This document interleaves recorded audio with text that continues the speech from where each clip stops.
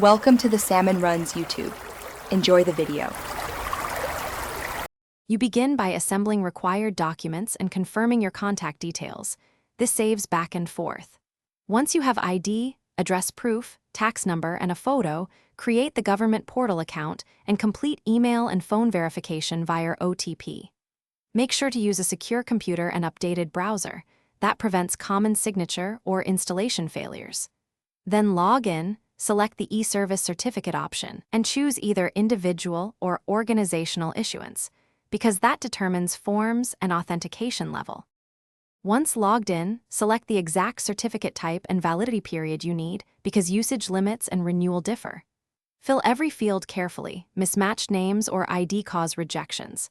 Next, upload each scan document in the specified format and size. Make sure thumbnails display correctly. After that, choose your authentication method, software token, hardware token, or in-person verification, then pay the applicable fee if required. Finally, confirm and submit the application. Keep the reference number for tracking. You'll get an approval notice with download instructions.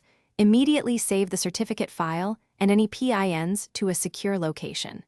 Install the certificate into your browser or hardware token, following exact steps for your platform, and export an encrypted backup with a strong password in case of device loss.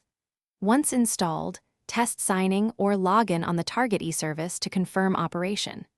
If something goes wrong, the key troubleshooting tip: recheck names/ID mismatches and reinstall using an incognito window to avoid cached credential conflicts.